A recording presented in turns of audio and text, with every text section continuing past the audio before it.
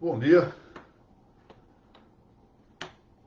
Começamos hoje a última das exposições relativas à série Notas sobre Notas, que há mais ou menos por volta aí de um ano nós iniciamos graças à generosidade do Colégio Notarial do Brasil, da Seção do Paraná, por então presidido pela tabeliã Mônica Dalla Vecchia.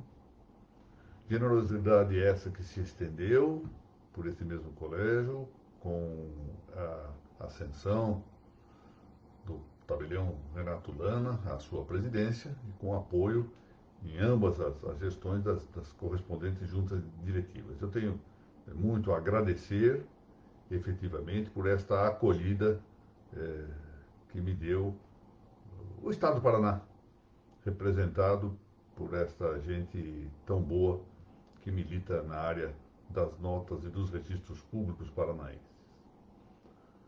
E hoje chegamos à exposição derradeira da série Notas sobre Notas. Mas é uma exposição enfim, uma exposição última, que não, para usar uma expressão costumeira, uma figura costumeira, que não deixa cair a bandeira. Que é a bandeira do notariado, a bandeira dos registros públicos, a bandeira da importância das instituições notarial e registral. E não deixa cair a bandeira, porque a partir da semana que vem, já agora com o CNB do Paraná, contando com o concurso da Noreg Paranaense, iniciamos a nossa série já unitária, que já era um projeto antigo que eu tinha de unir o interesse de registradores e notários em um só curso. Iniciamos uma série expositiva, também de caráter acadêmico, que eu tratarei de explicar melhor na quinta-feira que vem, com o título Claves Notariais e Registrais. Muito bem. Então hoje, de algum modo, trago aqui no coração um certo sentido de despedida. Depois de um ano fazendo semana por semana esse encontro sobre direito notarial, não é possível esconder uma certa estima, uma certa afetividade por esse encontro, com o título que se fazia, Notas sobre Notas. Mas, enfim, compreendo que é uma despedida que promete avanços ainda na questão do direito notarial e o reencontro que temos aqui, se não presencial, infelizmente não é presencial nesse tempo de custódia domiciliar, mas de algum modo um reencontro que aqui procuramos dar um certo traço humano para as nossas atividades. Muito bem. Vamos então hoje proceder do seguinte modo. Vamos tratar inicialmente de concluir a questão relativa à fé notarial e na sequência vamos prosseguir com o prudência, terminar alguma coisa, dar um fecho para o tema da prudência notarial, que era o livro que nós estamos também comentando a cada 15 dias aqui, de par com os artigos publicados no Notas sobre Notas. O de que eu vou tratar hoje, para dar um fecho, enfim, no tema da fé notarial, é da distinção, do discrimen entre a fé notarial e outras fés, procurando mostrar como devemos efetivamente distinguir essas fés, sob pena de nós cairmos, como já vem ocorrendo de fato, num sistema anárquico, num sistema caótico de fés públicas, que só podem vir em detrimento daquilo que foi construído ao largo de vários séculos, provocando realmente resultados não muito satisfatórios na vida jurídica, podemos dizer mais amplamente, na vida política, na vida de toda a comunidade política. Então, precisamos prestar atenção nessas distinções, é o que eu procurarei fazer hoje, muito rapidamente, e é preciso restituir aos notários, que são os que melhor atuam, melhor conhecem normalmente, habitualmente, o tema da fé pública, para que eles, exatamente por terem um melhor conhecimento prático, uma atuação experiencial da fé pública, possam ser os principais agentes de resistência e agentes paideicos, agentes pedagógicos, para que todos os demais juristas comecem a compreender a importância dessa distinção. Da falta de discrimen entre as fés, nós vamos ver como resultado, curiosamente, os extremos frequentemente, costumo dizer que os extremos se tocam, de um lado a deficiência da fé pública e de outro o seu excesso, o seu desbordamento. E em um e outro caso, por deficiência ou por excesso, o que nós vamos ter é uma perda, uma desconstrução do verdadeiro conceito e da importância real da fé pública na vida política, na vida jurídico-política. Bom, em primeiro lugar, isto é da linguagem comum, nós já sabemos que a ideia o conceito de fé é um conceito, já disse, venho insistindo nisso, é um conceito analógico. E por isso mesmo ele se apresenta com vários modos de atribuição. Num primeiro sentido, nós podemos falar numa fé em caráter subjetivo. A fé subjetiva, a fides atipientes. Ou seja, esse é o sentido mais comum. Nós dizemos, eu tenho fé em tal coisa. Eu tenho fé em Deus. Eu tenho fé na palavra do tabelião tal. É a ideia da fides atipientes, ou seja, a fé de quem recebe, a fé em caráter subjetivo. Mas ela apresenta também a possibilidade de ser vista a partir da óptica ou a partir da posição de quem dá o testemunho. Ou seja, se eu tenho fé no testemunho qualificado de um notário, se eu tenho fé no testemunho que vem da revelação, significa que há uma fonte dessa fé. E essa fonte da fé é também chamada fé. E é chamada fides efficientes, ou seja, a fé eficiente. Por quê? Porque diz respeito à causa eficiente, a fonte de que provém a fé. Por isso nós falamos também de fides agentes, de quem é o agente, ou seja, de quem causa ou dá origem à fé, que ensina, que diz alguma coisa, a que adere aquele que tem a fides atipientes, que a recebe. Então, temos aqui dois conceitos. Além disso, nós temos um aspecto material, qual é o objeto da fé. Isso tem que ser muito considerado quando se fala na diversidade, na distinção das várias fés, qual é a matéria, qual é o objeto de cada uma dessas fés.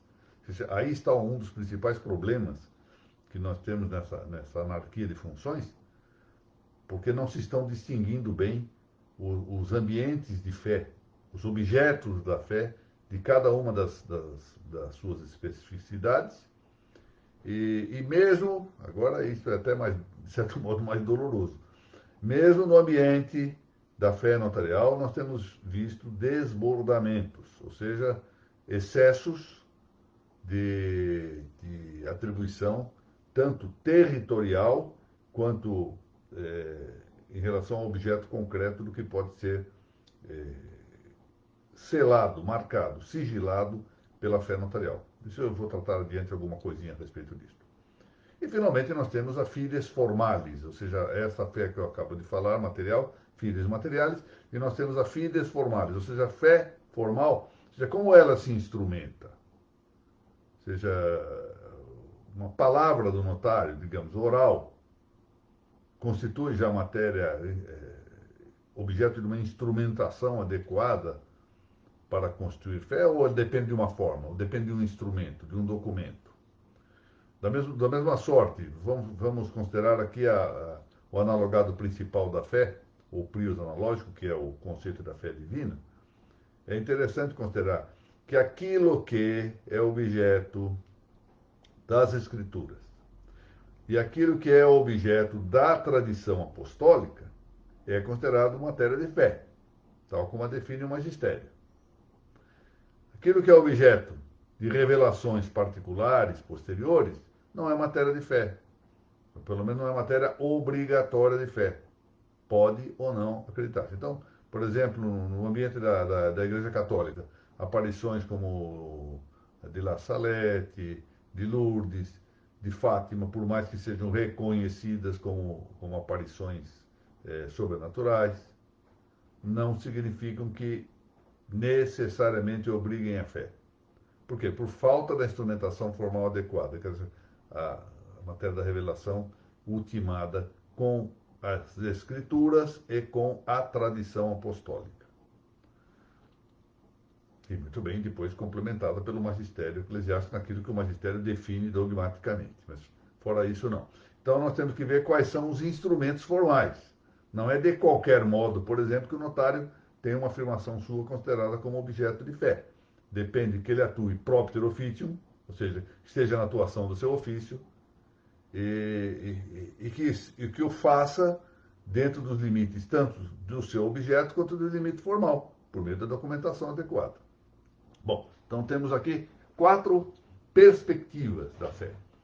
A fé subjetiva, atipiente, de quem recebe. A fé como fonte ou como causa eficiente do agente, fides agentes ou epitientes. A fé materialmente considerada, qual é o seu objeto possível, fides materialis. E, por fim, a fides formalis, ou seja, como é que essa fé se instrumenta, onde é que nós podemos recolher esse material e considerar que ele está circunscrito. Imaginemos que, o exemplo clássico, não é caricatural, mas é muito bom, escolar, mas é muito bom. Então, nós temos um pote de água, ou um copo, exemplo moderno diz respeito a copo. Temos um copo. A matéria tem que estar dentro desse copo. Se não jogarmos água ao acaso, não vamos recolhê-la. Precisamos recolhê-la de maneira adequada. Então, temos que dar forma, a forma é o copo, para um continente, ou matéria, para um conteúdo, ou matéria, que é a água, nesse nosso exemplo. Então, a forma está para o copo, assim como a matéria está para a água. Eis aí um exemplo de uma coisa que se chama comparação, que é muito importante na retórica. Bom, vamos lá. Por outro lado, nós temos que considerar 3 modos, 3 ou 4, talvez seja conveniente uma subdistinção na chamada fé confirmaciones, e por isso nós teremos 4 modalidades aqui a considerar. Com que nós podemos aproximar-nos das várias espécies de fés, ou seja, da fé notarial, da fé registral, da fé judicial, para distingui-las. Então vamos lá. Uma primeira modalidade que nós vamos chamar aqui de fé de confecção, ou fides confectionis, em latim, fides confectionis. Se é o caso, se entenderem cabível, depois no final da aula eu escrevo todas essas expressões em latim. Elas em parte recuperam uma linguagem clássica.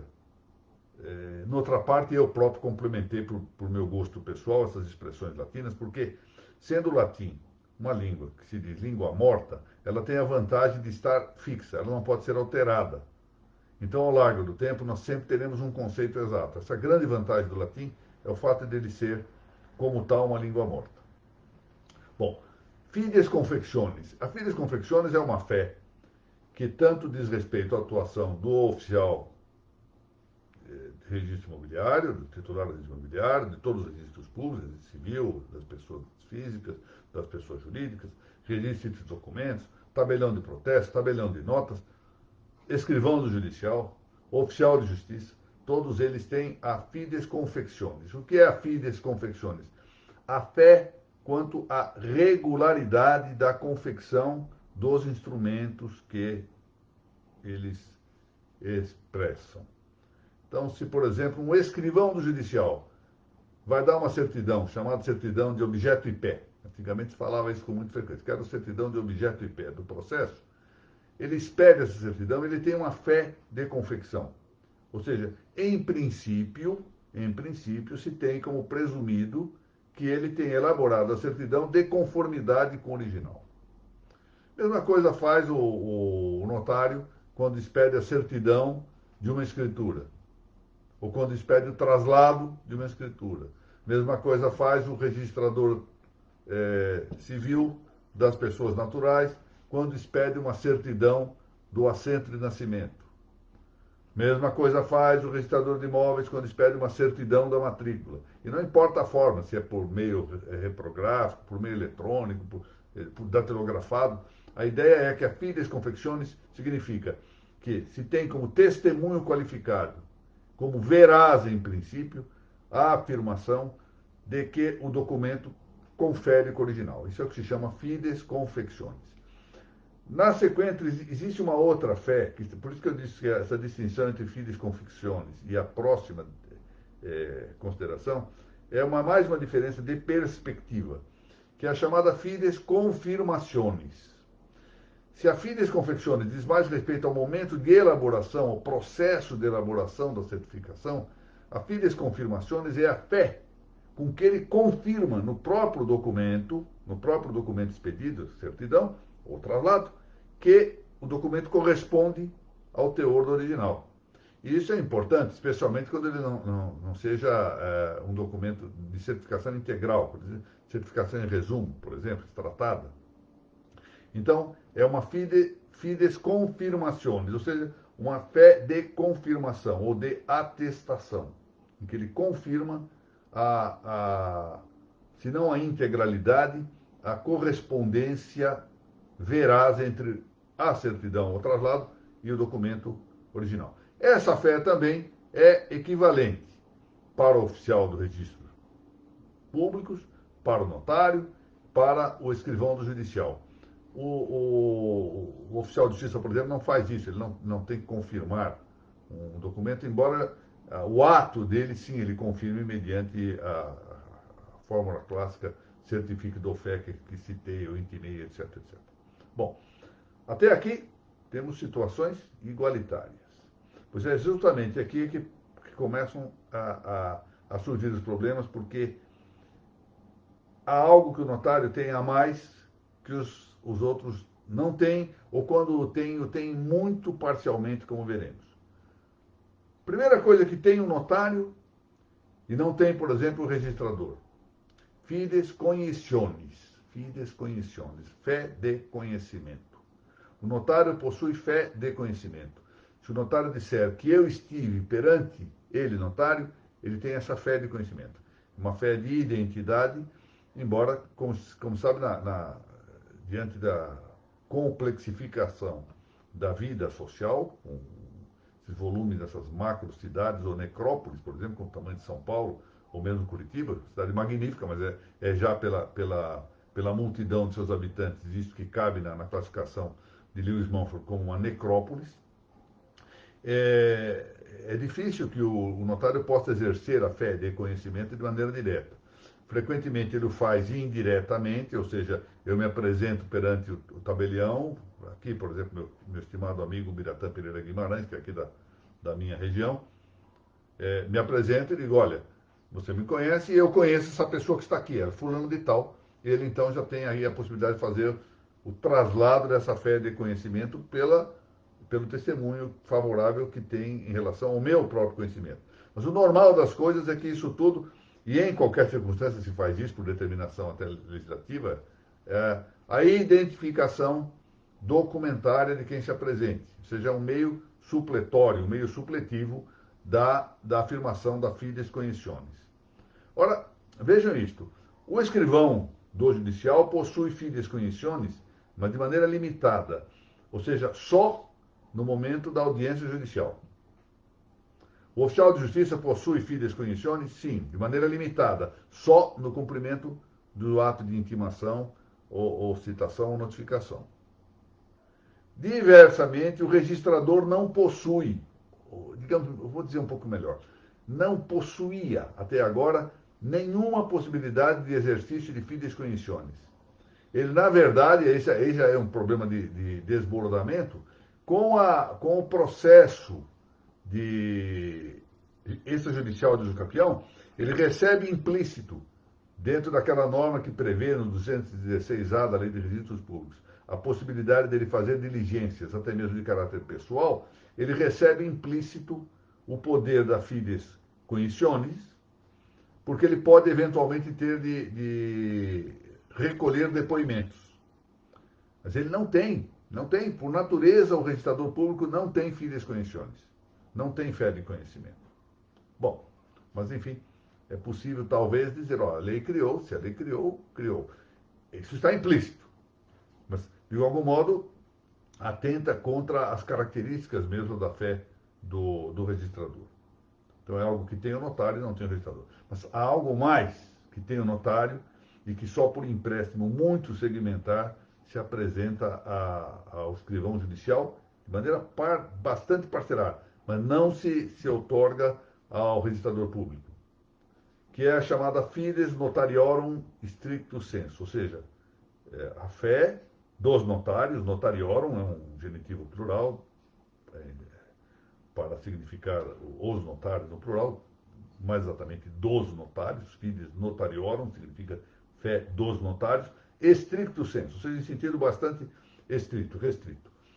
É a que se dá, esta fé notariorum stricto sensu, é a que se dá graças ao princípio da imediatidade notarial, de sorte que aquilo que o notário tenha apreendido de fato sensível, atenção, fato sensível, ou seja, recolhido pela visão, necessariamente pela visão, ainda que eu possa fazer também com o auxílio da audição, quando se faz pela audição, tem que estar presente também a visão, que recaia, pois, à frente como objeto do seu conhecimento sensível. Com, volto a dizer, imediatidade. Então, não abrange fatos intelectuais, fatos internos, que não sejam percebidos ou captáveis pelos sentidos externos da visão e da audição, e não abrange também fatos, portanto, distantes, que sejam objeto, por exemplo, de uma captação que dependa de um meio que não seja meramente corretivo do natural. Ou seja, é possível, por exemplo, que o notário, com o uso de óculos, que é um meio, possa ainda captar alguns fatos sensíveis que estejam à sua frente. E ele usa os óculos por quê? Porque ele, míope, corrige uma deficiência daquilo que seria natural no seu conhecimento. Diversamente, se ele usar um telescópio, ou um drone, ou um meio eletrônico, como seja, por exemplo, esse que aqui está, seja o meio virtual, ele não está captando os fatos. Ó, os senhores estão vendo aqui, ó, para termos uma ideia, estão vendo aqui, livros, etc. Uma imagem, eu situei a imagem aqui. Olha, há algo que os senhores não veem aqui. Há uma pequena suposição. Estão vendo isso aqui, Ana? Vocês conseguem imaginar o que eu estou apontando? Eu estou apontando para o lado errado. Vem isso, ó. Tá? Isso aqui é uma lâmpada que está projetando um pouco de luz para melhorar um pouco a luminosidade. Eu a podia esconder. Tá? Se eu tirar o fio daqui, nem vão ver. E nem saberiam disso. Está na imagem.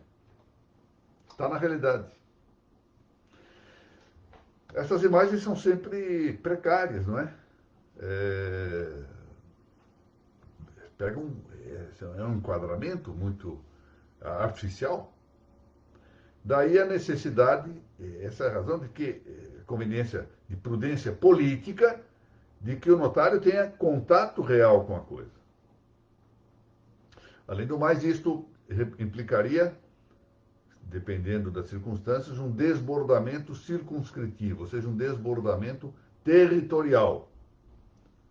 E esse desbordamento territorial justamente impede a razão maior, a ratio essendi, de circunscrever-se o notário na sua atuação, circunscrição geográfica, porque é uma forma de limitar. Quer dizer, a potestade da fé pública é tamanhamente importante, ela é de tal relevância, um poder tão amplo, tá? Só vai poder ser combatido na via jurisdicional, e prevalece até que haja a sua desconstituição eventual no campo contencioso, que é preciso circunscrever isso, senão seria um poder excessivo. Então a circunscrição geográfica serve para isso. Nós estaríamos desbordando. Mas, acima de tudo, o problema maior, há um trabalho magnífico do Antônio Rodrigues Adrado sobre esse tema, é que a imediatidade corresponde à veracidade. Imediatidade e veracidade são extremamente conexos, estão conexionados entre si. Por isso é que o testemunho qualificado, que vem na fides notariorum, stricto sensu, significa um testemunho de veracidade porque aquele que é a testemunha, ou seja, o notário, está vendo. Ou seja, há o critério da evidência. Aí está a palavra evidência. Evidência, aquilo que brota, que emana da realidade. Coisa que não há se nós não estamos em contato direto com ela, nós estamos em contato imediato com ela. Então, é preciso caracterizar isso. Isto é o notariado latino. O registrador não tem essa fé própria dos notários, o oficial de justiça não a tem, mas a tem, por exemplo, o escrivão do judicial quanto aos fatos que ocorram dentro de uma audiência.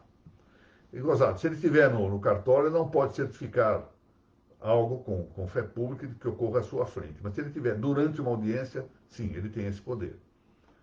Se concedeu, e em parte isso é histórico, porque os notários exerceram funções judiciais. Né? No caso do notário hispânico, de que nós somos descendentes, saíram os notários hispânicos exatamente desse desdobramento do judicial e do extrajudicial, ou seja, afastaram-se para exercer a função do extrajudicial quando exerciam em conjunto, a judicial e a extrajudicial.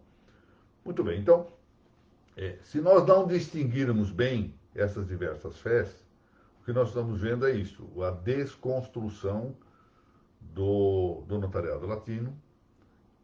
Claro, é possível. Os senhores dirão, bom, mas o notariado é uma instituição industriada, ou seja, artificial, ela não nasce, não brota, não é? Essa instituição, senão que foi feita pelo homem, e o homem pode alterá-la. Concordo, é perfeitamente possível. Mas são dessas inovações sobre as quais nós devemos colocar muita atenção e muito cuidado. Porque depois de tantos e tantos séculos, depois de termos instituído um notariado latino cujos resultados são flagrantemente favoráveis, benéficos para a humanidade, nós vamos começar agora a adotar novidades tecnológicas. E a respeito das quais novidades tecnológicas, não podemos desconsiderar, eu não quero ser leviano e fazer uma afirmação aqui excessiva, mas não podemos desconsiderar que haja interesses de ganância, interesses efetivamente crematísticos, de lucro, e não propriamente o interesse da instituição. Quer se mudar o notariado latino para uma outra forma de notariado? Quer, por exemplo, o notariado brasileiro abandonar a união do notariado latino e ligar-se a alguma outra união heterodoxa de notários? É perfeitamente possível, pois. Se o notariado é uma instituição que se construiu pelo homem, ela pode ser desconstruída pelo homem e fazer-se uma outra coisa, que não é o notariado latino, claro. A única coisa que não é possível é manter um notariado desses, que rompe com imediatidade, princípio da veracidade, com os limites próprios da fé pública e continue dizendo-se representante do notariado latino. Não será notariado latino. Essa é a realidade. Pode-se escolher? Pode, mas não se pode escolher dois mundos, ou seja, fico com o título de notário latino, mas não sou notário latino. Claro que a minha posição é no sentido de manter a tradição do notariado. E claro que a minha voz também é pouco menos do que inútil, mas não importa. A mim não me importa isso, eu nunca me preocupei com os consequentes fáticos ou de êxito. Se é uma coisa que não me preocupa muito, é o eficacismo naquilo que eu considero ser a pregação da verdade. Portanto, não me preocupa isso. Mas me preocupa, sim, que os notários tenham consciência do que venham a fazer. Se resolverem adotar a ideia de que hão de ceder à tecnologia e a pretexto de obter uns caraminguás a mais aqui e ali, abandonar o notariado latino, pois que o façam, mas que o façam com consciência. Nós já estamos abdicando do notariado latino. Não queremos mais o notariado latino. Vamos partir para um notariado revolucionário, um notariado burocrático. não importa que não deu certo na antiga União Soviética, não importa que nós não tenhamos a tradição britânica, não importa que até mesmo em países, regimes totalitários como Cuba, já se pense em restaurar o notariado latino, que vai mostrando a sua vitalidade, não importa nada disso. Eu quero adotar um novo notariado, notariado caboclo. Bom, ótimo, o que eu faço? Mas o meu papel aqui é de tentar mostrar a, a impossibilidade de conviver o notariado latino com modificações como essas que frequentemente espolcam aqui e ali. E deparo com isso, deixar bem testemunhada o meu afeto integral a essa grande realidade que é o notariado latino, incluído o seu papel no Brasil. Pensar em gente, para não falar dos meus amigos mais chegados, mas pensar em gente como o João Teodoro, lá de Minas, basta esse nome. É o quanto me basta para me convencer da importância do notário latino. Muito bem. Partimos então para o fecho dessa nossa série Notas sobre Notas, falando um pouquinho mais da prudência notarial.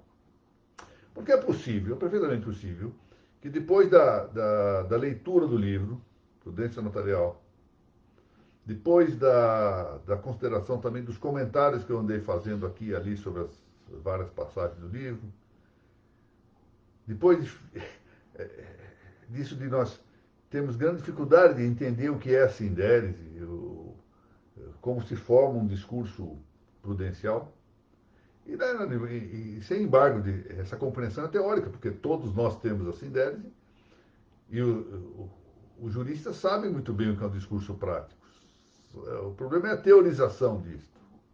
O problema se dá quando começam a observar para saber o que são essas coisas. Nós deixemos isso de lado. Eu quero dar-lhes, enfim, uma resposta prática. E a resposta prática consiste no seguinte: prudência se educa. Ou seja, nós podemos nos educar no hábito da prudência. Como nós nos educamos no hábito da prudência? Sendo mais prudentes.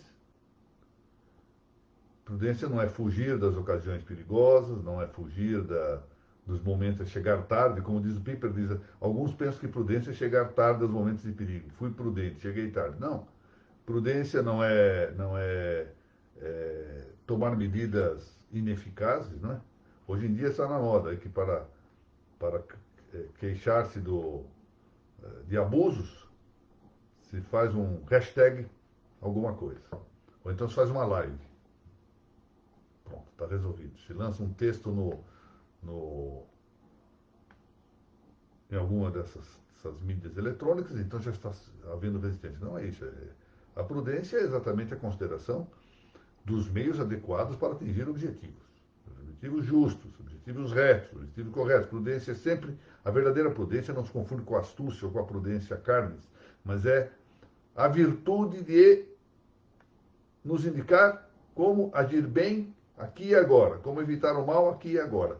E em relação ao notário, isso significa munir-se das condições necessárias, do saber necessário, da meditação, da ponderação, para ajustar a sua conduta profissional àquilo que é o melhor bem para os clientes. Isso significa ter de desenvolver uma série de passos que são próprios de virtudes anexas à prudência, como a síntese, a inhome e a eubulia, de que nós fizemos uma breve referência, mas significa também ter o coração constantemente inclinado para aquilo que é justo. Ou seja, a prudência vai nos indicar exatamente o médio do justo. Mas é preciso que eu queira ser justo. E é essa obra de toda uma vida, ou seja, a nossa perseverança, a nossa constância, a nossa permanente disposição em ser justos, em agir o bem, em evitar o mal. E no caso do notário, de um lado, exercitar com o seu próprio conhecimento a tarefa experiencial de cada dia de realizar o melhor possível e exercitar, sobretudo, essa função que é a central da sua atividade, que é o cavere, ou, pronunciei mal, cavere, que é lá de buscar a precaução, a providência e a previdência, ou seja, prever, ver no futuro e prover, dar os meios para superar os problemas que pode prever. Mas, igualmente, além dessa sua atividade pessoal, própria, direta, seu conhecimento próprio, valer-se de uma outra coisa que é a docilidade. Docilidade. Que é ser dócil? Dócil não é o submisso, dócil não é o submetido, o subordinado, o escravizado, a coisa do vale. Dócil é aquele que aprende dos demais. Nós não temos que ter um falsíssimo e perigosíssimo orgulho de não queremos aprender dos demais. Sempre nós aprendemos alguma coisa, podemos aprender alguma coisa dos outros. Devemos estar abertos a isso, ou seja, todas as pessoas podem nos ensinar alguma coisa, todas elas. Eu me lembro aqui de um episódio muito curioso que, quando eu ainda lecionava numa coisa que chamava universidade, e o doutor Vicente de Abreu Amadei, que tem uma consciência muito delicada, uma alma de eleição, efetivamente, veio dizer-me, olha, acho que nós estamos enganando esses alunos. Porque nós damos as aulas, eles estão fazendo aqui o nosso curso de Direito, etc., mas eles não irão longe, eles não têm condições. A massa, de um modo geral, não era das mais favoráveis. Os concursos vestibulares acabavam recolhendo gente sem condição por mais que nós quiséssemos nos dedicar, não haveria como, salvo muito poucos, que teriam sucesso um dia na profissão. E o doutor Vicente estava realmente preocupado com isso. Se nós não estávamos contribuindo para que essas pessoas adotassem uma atitude frustrânea, ou seja, de logo frustradas quanto às suas finalidades. E eu realmente achei que ele tinha alguma razão, achei que nós devíamos continuar insistindo, porque alguma coisa se conseguia passar. E em determinado momento ele disse, olha, mas não é verdade que essa gente não tenha nada a nos ensinar. Eu não falei isso a título de gracejo, não, mas foi a verdade. Ele disse, olha, todos eles conhecem melhor do que nós as casas em que vivem, os parentes com que se relacionam, os amigos que têm. Ou seja, sempre é possível aprender de qualquer pessoa alguma coisa. Sempre. Então, essa docilidade, no caso do notário, significa esta humildade necessária para aprender, muitas vezes, dos mais experientes e daqueles que têm, às vezes, um pouco mais de facilidade em certas áreas. Aprender alguma coisa. Ter não só a mente aberta para esse conhecimento, mas o coração aberto para novos conhecimentos. Isso é fundamental. E isso faz parte da prudência, é uma forma de nós educarmos a prudência. E quando aquele notário já, tabelião, acostumado às lides notariais, às experiências do dia a dia, chegar lá à frente, com já uma idade provecta, ele sentir o gosto de ser consultado pelos colegas mais novos, que vão lá para descobrir a experiência. Ensine-me a fazer isto. Eu aqui me lembro, na última vez que estive com meu querido amigo e saudoso Juan Balete de Goitisolo, estivemos lá, aliás, esteve lá comigo o doutor Sérgio Giacomino, esteve também o Carlos Peterlinker, que é um fotógrafo que acompanhava essas viagens, estivemos juntos lá em Madrid, conversando com o Juan Balete. Foi na última vez que estive com ele, e me deu exatamente esta sensação. Ele estava já com 80 e tantos anos,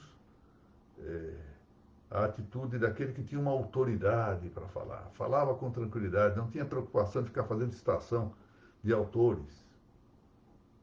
Porque sabia que havia atingido um ponto em que o seu papel era ajudar os mais novos.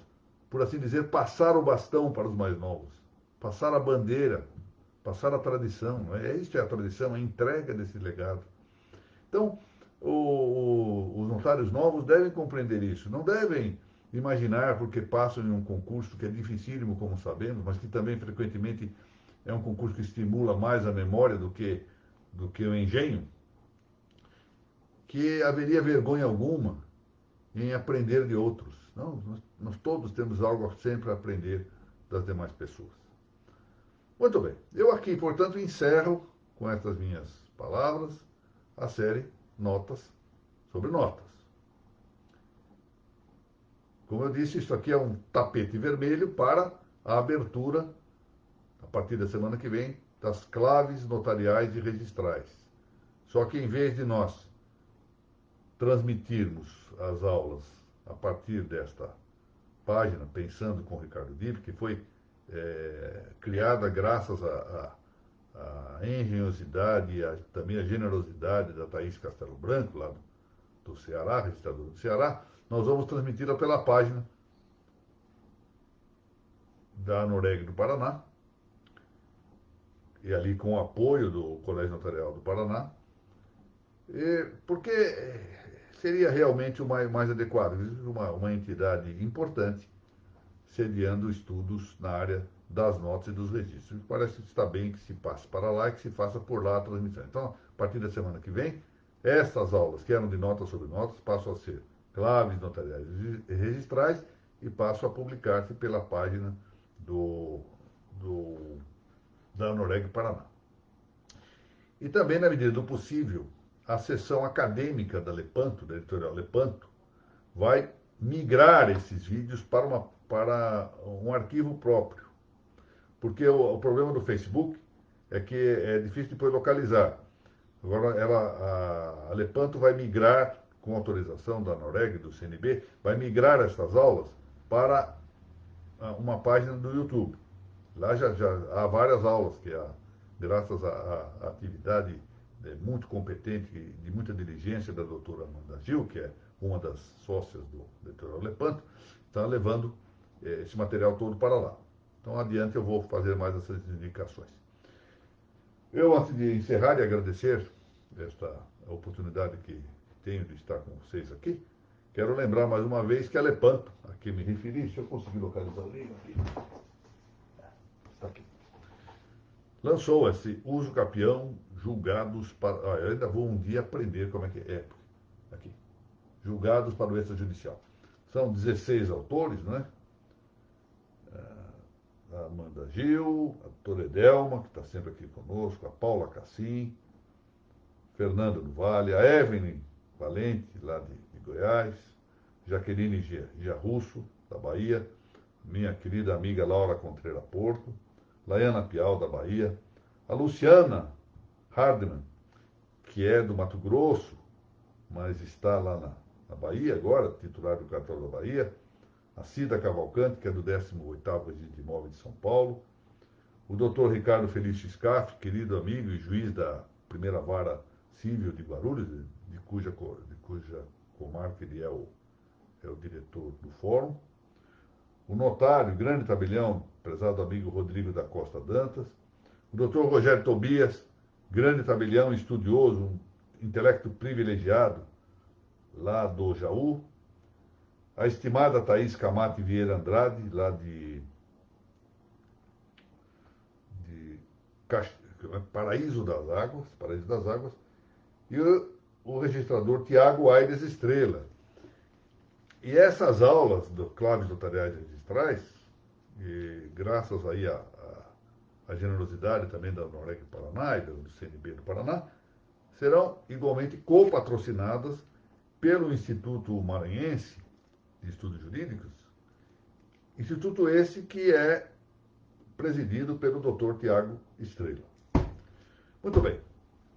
Vamos lá, vou agradecer primeiro a todo mundo e depois fazer o agradecimento final à Anoreg e ao CNB. Doutora Margarete Maia, sempre presente, muito obrigado. Doutora Mônica, também bom dia. Doutor Jeová Almeida, bom dia. Thaís Castelo Branco, a quem acabo de mencionar, bom dia também. Doutor Rogério, mencionei, bom dia. Doutor Matheus Santos, bom dia. Mariana Herrera. Mariana, eu vou dar uma palavrinha para ela, já que é o último dia aqui das nossas sobre notas, a Mariana digamos, se há um conjunto de pessoas que formam a alma dessas aulas, não é? Que foram as que nutriram de entusiasmo essas aulas, a Mônica Dalla Vecchia, a Laura Porto, a Thaís Castelo Branco, a Thaís Camati, e há outros tantos nomes aqui, né? O Rogério Tobias, gente que incentivou muito que essas aulas se realizassem. O Josué Modesto Passos, grande magistrado de São Paulo, que nem sempre pode estar presente em virtude das suas muitas atividades, mas que entusiasmou muito a que se realizassem esses nossos encontros. A Amanda Gil, o Conde Júlio, poxa, ia vir no jogo o Dr. Valdecir Castiglione, a Kátia. Bom, estou dizendo alguns nomes, mas haveria muitos outros aqui, eu vou ficar em falta com estes, né?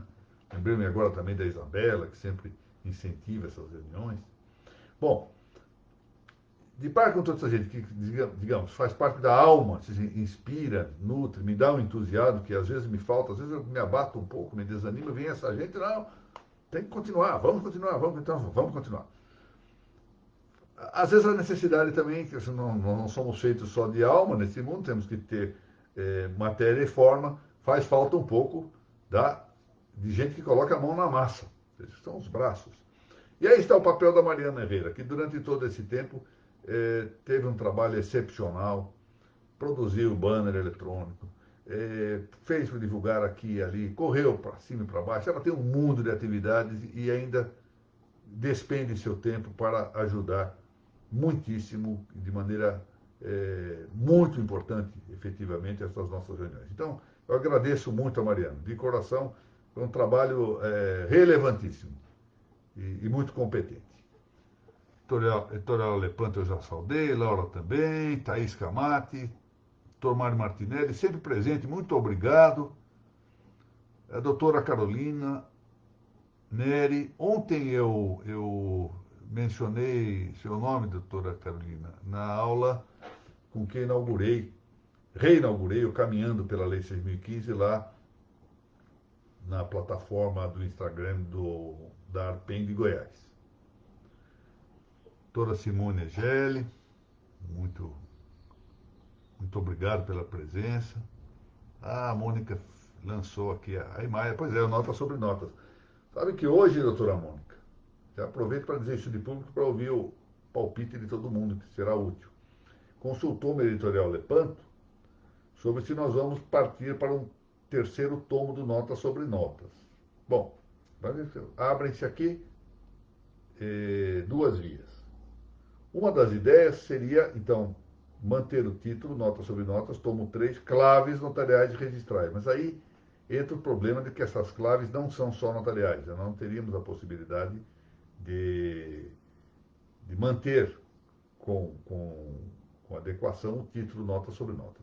É certo que no primeiro e no segundo turno eu andei publicando outras coisas, porque lembra-se que eu coloquei notas sobre notas e outras notas. Essas outras notas não eram das notas, eram de outros assuntos. Então, pode ser que não é de todo mal que nós mantenhamos a ideia de uma sequência do livro Notas sobre Notas e no terceiro tomo façamos a publicação das claves notariais e registrais. Mas eu tenho também qual seria a segunda via? Eu há algum tempo venho pensando em ministrar um curso que seria realmente penso que até que tenha que ser fechado, acho que não deve ser aberto, porque é preciso que haja aqui um certo gosto pessoal em fazer isto. Em analisar todo o tratado, ou seja, fazer uma glosa e comentários e, na medida do possível, aproximação com o direito brasileiro, todo o tratado de notaria de Fernandes Cassaldo. Isso é uma obra magnífica. Miguel Fernandes Cassaldo tem um tratado de notaria em 2 volumes, o que importa mesmo é o primeiro volume, porque é de doutrina, o outro de publicação normativa. Então fazemos um tratado grosso, isso seria para umas 50, 60 aulas, só de exame desse livro. Do ponto de vista cultural, seria, digamos assim,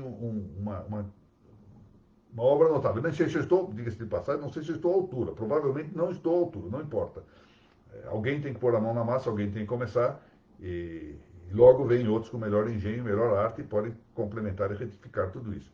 Eu estou pensando, e se nós fizermos isso, eu tentaria fazer alguns textos sobre essa matéria, ou seja, análise dessa obra, e nós poderíamos publicar essa análise como na continuação do Notas sobre Notas e separadamente publicar as claves notariais e registrais em forma de livro.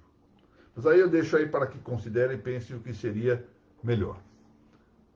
Doutora Simone, caiu o sinal, espero que não tenha caído. Doutor Eduardo Amadei, pronto, aqui responderam dizendo que não caiu, muito obrigado. Tudo normal. Doutor Mauro Bertocchi, minhas saudações, muito bom dia. Doutor Anderson, novamente saudações, bom dia. Fausto Mota, bom dia. A professora Isabela, está aqui também. Bom dia, acabo de referir seu nome. Que a Noreg, agradecendo, muito obrigado, muito obrigado. A Noreg tem dado prova de uma generosidade, já aproveito aqui para me despedir, cumprimentando também o Edmar Schmitz. A Noreg tem dado uma prova de grande generosidade comigo. E o CNB, Seção do Paraná, que me deu casa, não é, para a realização desse Notas sobre Notas, merece o meu melhor agradecimento. Estou realmente grato do que há outras pessoas aqui escrevendo.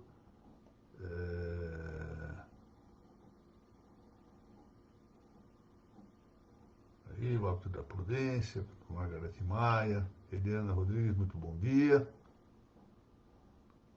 Muito bem, doutora Vivian Todd, bom dia. Bom, enfim, para concluir, eu sou muito grato a isso. É preciso pensar o seguinte, a vida de quem, como eu, se dedicou, pouca gente sabe isso, eu comecei a lecionar em universidade no ano de 1970, com 19 anos de idade. Eu vou contar isso rapidinho, desculpe, mas é um testemunho com que eu quero assim mostrar a minha gratidão à hospitalidade do CNB do Paraná e à hospitalidade da Noreg do Paraná. Eu era então aluno da Faculdade de Direito e desde 1969, em 1970 eu entrei na Faculdade de Jornalismo e o curso da Faculdade de Jornalismo ele se completava por semestres. Terminado o primeiro semestre, o professor da cadeira de Lógica, professor José Fraga Teixeira de Carvalho, que foi meu professor também em outras matérias na Faculdade de Jornalismo, foi desembargador do Tribunal de São Paulo e depois se tornou meu compadre, ele saudoso amigo, foi padrinho da minha filha mais velha, padrinho de batismo da minha filha mais velha, chamou-me, embora fosse aluno, e me pediu para ser monitor na cadeira de Lógica. Bom, eu aprender um pouquinho de lógica durante os 4 meses que tive aula desta matéria e aceitei o cargo, que era uma monitoria. Monitoria não é dar aula ainda, é ajudar. Então, o que acontece é que o Dr. Fraga tratou-me mais ou menos ao modo de um filho. E depois de uns primeiros experimentos em que ele me fazia dar a aula no lugar dele, estando ele presente, ele começou de vez em quando a não ir. Ele me ligava na véspera da aula e dizia assim, olha, amanhã eu não poderei ir à faculdade, você dê a aula lá, por favor. E eu então, embora na condição de aluno e monitor, a verdade é que eu comecei a lecionar, eu tinha 19 anos na altura, a cadeira de lógica. Isto prosseguiu no ano de 71, no ano de 72, quando então me formei na Faculdade de Jornalismo, e em 73, então, eu passei oficialmente a ser professor da Faculdade de Jornalismo.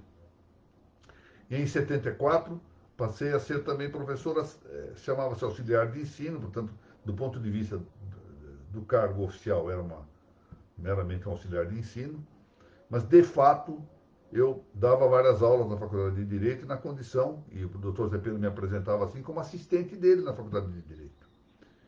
Então, eu lecionava várias disciplinas na Faculdade de Jornalismo, lecionei na Faculdade de Direito a partir de 1974, quando eu tinha 23 anos de idade já. E isso foi durante 30 e tantos anos da minha vida, eu lecionei na graduação. Pois parei e fui para a pós-graduação, dando aqui e ali uma e outra aula. Como muitos sabem, eu estive durante 10 anos lecionando na pós-graduação da Universidade Católica de Buenos Aires, na cadeira de Direito Penal, na condição de professor convidado. E agora praticamente estou sem grandes aulas, embora seja do corpo dos professores da pós-graduação da, da Escola da Magistratura de São Paulo. Há uma universidade, uma instituição pernambucana em que eu estou ligado como professor. E aqui e ali recebo um ou outro convite para lecionar no plano de pós-graduação. Mas, enfim, a minha vida inteira foi voltada a tentar lecionar. Se eu tivesse de escolher só pode haver uma profissão no mundo. O senhor não pode ser juiz e, ao mesmo tempo, professor. Escolha o que fazer. Eu escolheria a de ser professor. Deve-se esse fato, também é preciso que se diga, a circunstância de que eu fui recolhido, uma espécie de alguém exposto, alguém abandonado, eu fui recolhido por alguns professores, que pode-se dizer, durante uma década, esses professores tentaram ensinar-me alguma coisa, gratuitamente, sem nunca cobrar um único tostão. E, portanto, eu tento fazer aquilo que outros me fizeram. Bom, isso não significa que eu julgue mal que se receba por aulas, ou seja, não chego a esse ponto, porque, infelizmente, as pessoas têm que, de um lado, têm que sobreviver com o metal, e, de outro lado, também porque, frequentemente, essa ideia de aulas gratuitas e de disposição para lecionar de qualquer modo, por incrível que pareça, parece que deprime a qualidade, deprime o reconhecimento dos professores. Então, não sou contrário a isso, não julgo que seja mal, mas não costumo atar as minhas aulas à necessidade de retribuição monetária.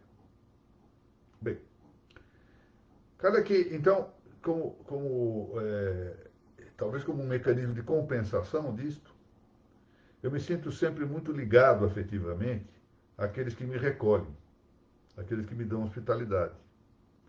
Eu sempre considero muito generoso o comportamento de quem abre as portas de uma casa prestigiosa, ou nesse caso de duas casas prestigiosas, como são a do CNB do Paraná e a da Noreg do Paraná, para ali me receberem, como é o Instituto Maranhense do Tiago Estrela, para me receber, como foi a Uniregistral, para me receber, como foi a Academia de Direito Registral, para me receber um dia.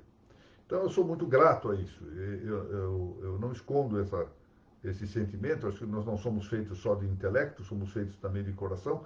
Eu sou muito grato a isso. E não posso deixar de dar, neste nosso último encontro aqui, esse meu testemunho de gratidão a todos aqueles que me deram apoio para a realização dessas obras. Há também um testemunho muito grato que eu tenho que dar àqueles que vieram aqui ao nosso encontro, sem que houvesse um público como esse, tão generoso que está aqui, que me tem acompanhado. Eu já teria parado faz tempo. Eu estaria ensinando a mim próprio aquilo que eu não conheço, que é uma coisa que eu sempre guardo no coração, essa reserva. O dia que não quiserem mais me ouvir, eu falarei a mim próprio. Tentarei ensinar-me aquilo que eu não sei. Portanto, sou muito grato a todos, muito satisfeito. Há uma ponta de emoção ao encerrar-se, enfim, quase que fictamente a nossa série. Encerramos o Notas sobre Notas para começar as claves notariais e registrais. Mas, enfim, deixo aqui exposta essa minha deficiência, esse meu déficit cardíaco. Eu sou um misto de 50% de sangue árabe, sou neto de libanês, aí cerca de 33% de sangue português e o restante de sangue holandês. Mas parece que tem prevalecido nesses temas de coração o sangue lusitano. Então, eu me permito dizer que a maneira lírica de um Camões eu também possa manifestar aqui a minha afeição por tudo isso que nós tivemos ao longo de um ano e tanto. Meus amigos, muito obrigado. É hora então de partir para as claves notariais e registrais. Como se diz, na quinta-feira havemos de estar juntos aqui, se Deus assim nos permitir. Muito obrigado a todos.